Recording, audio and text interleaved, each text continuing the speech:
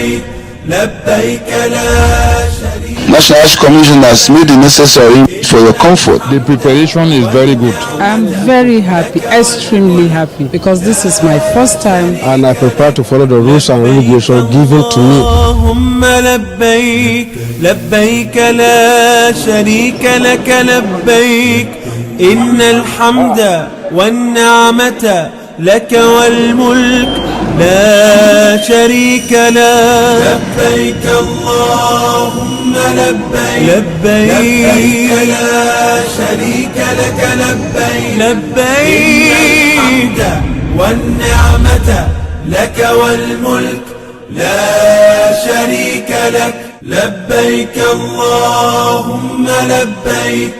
Assalamu alaikum wa rahmatullahi ta'ala wa barakatuhu.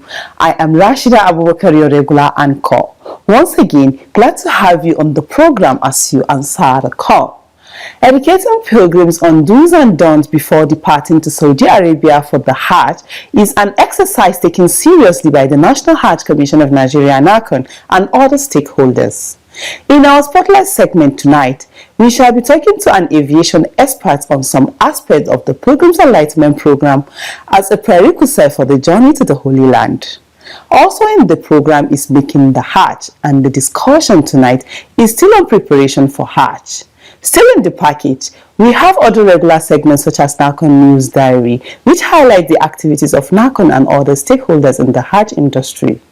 The quiz segment will also come up in the course of the program. Stay with us. لبيك اللهم لبيك لبيك لا شريك لك لبيك. Welcome back and thank you for staying with us. As usual, we'll begin the program with the News Diary. Keep watching.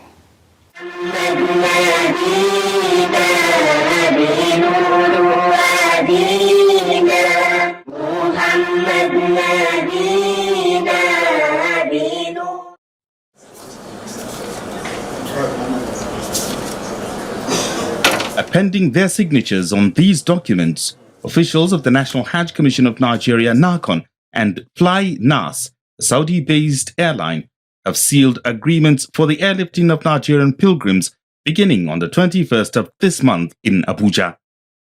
The signing of the agreement took place at the conference hall of the Hajj House.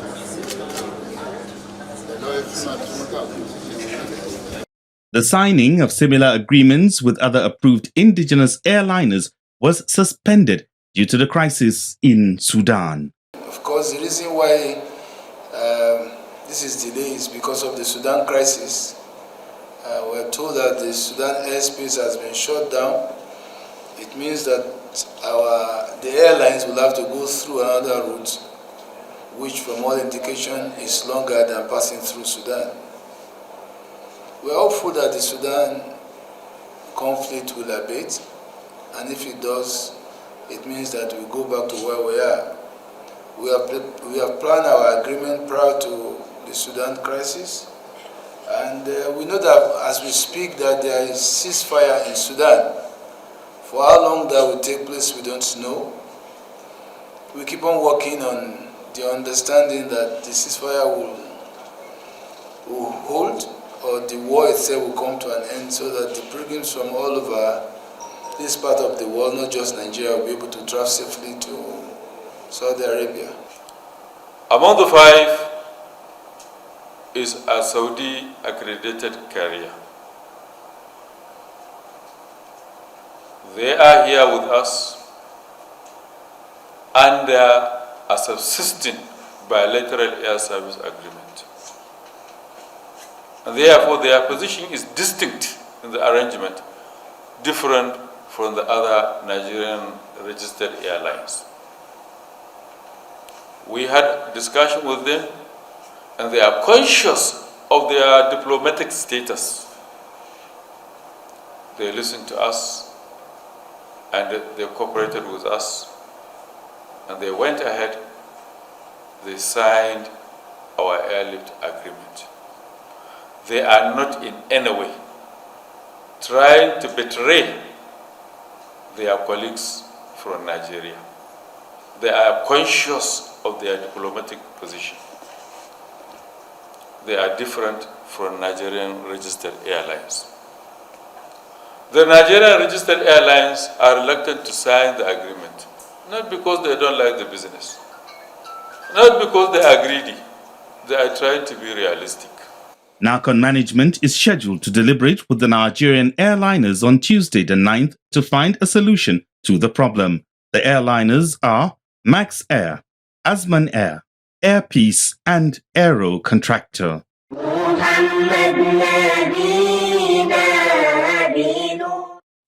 Still on Hajj preparations, NACON chairman Alhaji Zikirullah Kulli Hassan has inaugurated the 2023 Hajj Central Security Committee.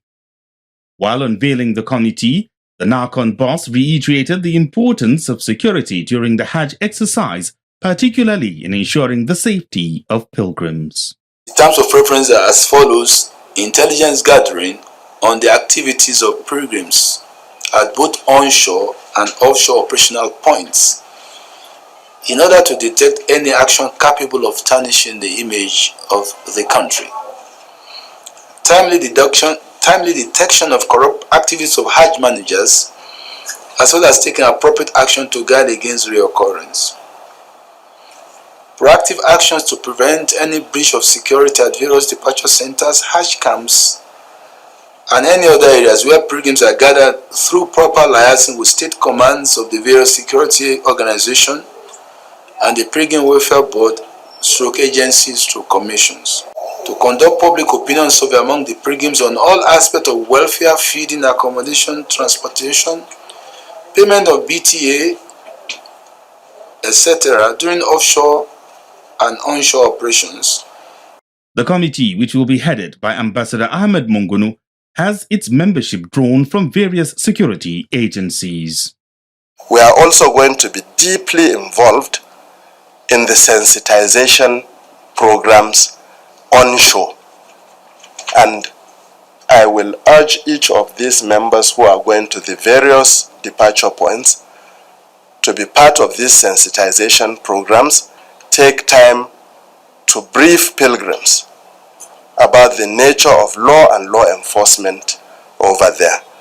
Other top NACON management staff who spoke at the occasion called for synergy among the various security agencies in order to discharge their duties diligently. لبيك اللهم لبيك لبيك لا شريك لك لبيك. Alhamdulillah, if you are just tuning in, the program is As You Answer the Call, sponsored by the National Hajj Commission of Nigeria, NACON, to keep you informed about the activities of the Commission and other Hajj-related matters. As part of efforts to have smooth airlift of pilgrims, the National Hajj Commission of Nigeria, NACON, has over the years been educating pilgrims on the rules and regulations guiding international travels. What are these rules and their impact on the airlift exercise? Answers to these and other questions in our next segment, Spotlight. Stay tuned. لبيك لبيك اللهم لبيك لبيك لبيك اللهم لبيك لبيك لبيك اللهم لبيك. Before departing to Saudi Arabia for the Hajj, Nigerian pilgrims are taken through various enlightenment programs on Hajj rights and civic duties. On civic responsibilities, intending pilgrims are taught to be cautious of all the rules and regulations guiding international travels. With the National Hajj Commission of Nigeria, NACON, set to commence the airlift of pilgrims to Saudi Arabia on the 21st of this month, the Commission has proposed 16 airports for the Hajj operation. Engineer Goni Sanda is the head of aviation at NACON. He explains further. And those 16 airports, we have already sent the list to the Nigeria Civil Aviation Authority. We are waiting to get the approval from the Nigeria Civil Aviation Authority. As soon as they conduct the inspection exercise, they will now inform us that out of the 16, these are the airports that are fit for the Hajj operation. How pilgrims abide by airports' rules and regulations is crucial to the success of airlift operations. Very central to all of this is arrival time at the airport when pilgrims are called. Keeping to time allows for proper screening so as to prevent pilgrims from carrying prohibited items such as gaseous materials, inflammable items, sharp objects, insecticides, lighter or match boxes, cola nuts, and drugs. The most important aspect is for the intending pilgrims to be law-abiding citizens. Once they are called upon to report to the airport, they are expected to report at the appropriate time. Because this airlift, the air carriers, they have schedule. So when they finish operating in point A, they move to point B. Most of the time you see those people in point B will be complaining that we are at the airport waiting for the aircraft. Up to now the aircraft has not come. But unknown to them that the aircraft maybe was delayed at point A because some pilgrims maybe come to the airport with contraband items, or some will come to the airport with dangerous goods. Some come to the airport with inappropriate documentation. Some report to the airport lately. So all this will compound and the aircraft will be delayed. What then is the implication of pilgrims not arriving at airports early? If the aircraft is delayed at point A, the implication is that the airline, when they land in Saudi Arabia, if they delay for 1, 2, 3 hours, they will be fined. They pay heavy fine. And also, the pilgrims at point B will be delayed because everything is calculated. The aircraft will take off here, maybe take 5 hours to reach Jeddah airport, to have 2 hours on ground, and another 5 hours back to Nigeria. So if it's delayed in Nigeria, when it comes to point B, it will also be delayed. So therefore, I'm calling on all the intending pilgrims to be law-abiding citizens. Similarly, pilgrims must come to the airport with all the necessary documents that will facilitate their travel. First of all, they have to ensure that their documentation are intact. For example, they have to make sure that they have their passport with them. They have the passport, also visa, because this time around the visa is in paper. It's a paper visa, unlike in those days where the passport is a kind of sticker. The visa is a kind of sticker in the passport, but this time around it's a paper. You can easily lose it. So the pilgrims are expected to ensure that they have a checklist for coming to the airport: the passport, the visa, the yellow card, the ticket, the e-ticket, and the boarding pass. These are the things that they have to, handle it with care, and also their BTA. Government agencies associated with international trips are always on hand to ensure that Nigerian pilgrims are properly screened before undertaking the Hajj journey. All those agencies, they are there to ensure the safety of the operation. They are not there to waste their time, or like, for example, the customs are there to make sure that you don't go with anything that is contraband. Or the NDLA, they are there to make sure that there is any drug or anything that is prohibited. So also the immigration, they are there to facilitate the airport security. They are, if you see them searching everybody, they are just doing their job to make sure that everything is safe. NACON also warns against the practice of unsuspecting pilgrims accepting to watch over the belongings of fellow travelers before and after going on board. The rule of the airport is that when you come to the airport, don't collect anybody's bag. So at the airport, you have to be responsible for your bag. If you are trying to help somebody and it happens that there is a prohibited item in the bag, you will be held responsible, not the other person. So if in a situation whereby there is need to help somebody, then you have to inform the agencies at the airport that, okay, so person needs help. There are agencies there that are charged with such a responsibility.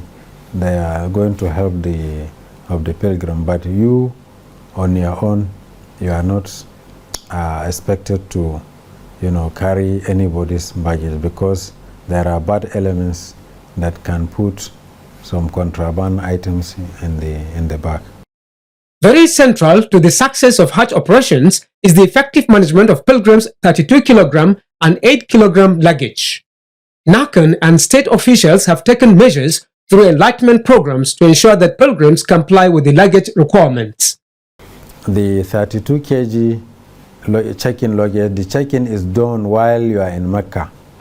The airline will come to the building where you are accommodated. Then they weigh the 32 kg, and if you have anything in excess, there are approved companies by the Hajj Commission that will now weigh that one, and then they charge you. But the 32 kg is free. Then also, if you are going to the airport, you are not allowed to go to the airport with multiple hand luggage. You have to go with only one piece of hand luggage. On Zamzam water, NACON ensures that a 5-liter Zamzam water is provided each pilgrim on arrival back in Nigeria at the different departure and arrival centers.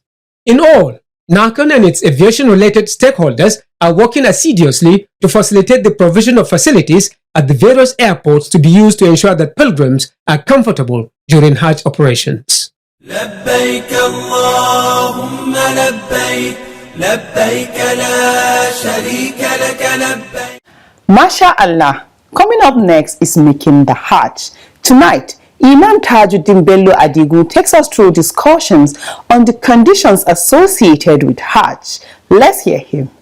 لبيك لبيك اللهم لبيك لبيك لبيك اللهم لبيك. To embark on Hajj, intending pilgrims have to fulfill certain conditions as laid down by Islam.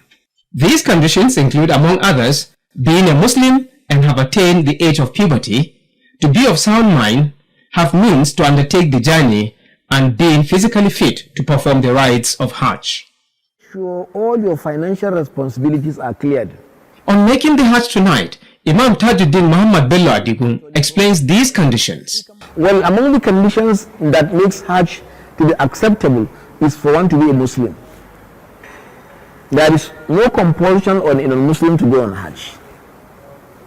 It is only a Muslim that is entitled to perform the ritual of Hajj. Being in a state of maturity or adulthood, as well as mentally stable, are other conditions for those interested in performing the Hajj.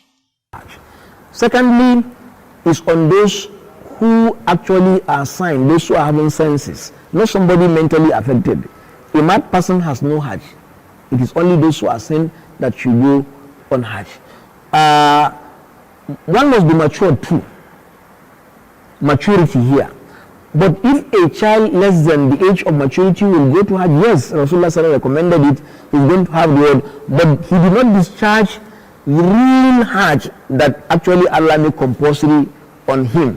He's going to be given reward, and the mother or the father who took him there will have the reward, but that does not make that child to could have done his real Hajj. After maturity, there is a Hajj that he or she actually must perform. Furthermore, persons suffering from terminal ailments are not allowed to perform the Hajj. Also, an individual will also have to meet all the financial expenses required before embarking on Hajj. It must be on somebody actually who is healthy. Somebody who is not healthy, who is affected with any kind of sickness, whether coronavirus or any other vices or any other sickness that will make him not to be able to perform Hajj, then Hajj is not compulsory on him. It's a condition that you must be healthy. Also, it's a condition that you must have the ability financially. If you are matured, you are a Muslim, you are not affected, you are strong, but you don't have the money. Islam did not say you should go and steal. If you go and steal either government money or any other money from anybody, that Hajj actually is not accepted. It should be from actually a legal source. One important condition associated with women is the need for them to have a mahram or guardian to accompany them for the Hajj. A mahram is somebody who is related to her or who is her husband. Her husband, if she's married, in fact, is the key mahram that she accompany her on Hajj. Where that is not actually possible, her father can be her mahram. Her son, who is matured, can be her mahram.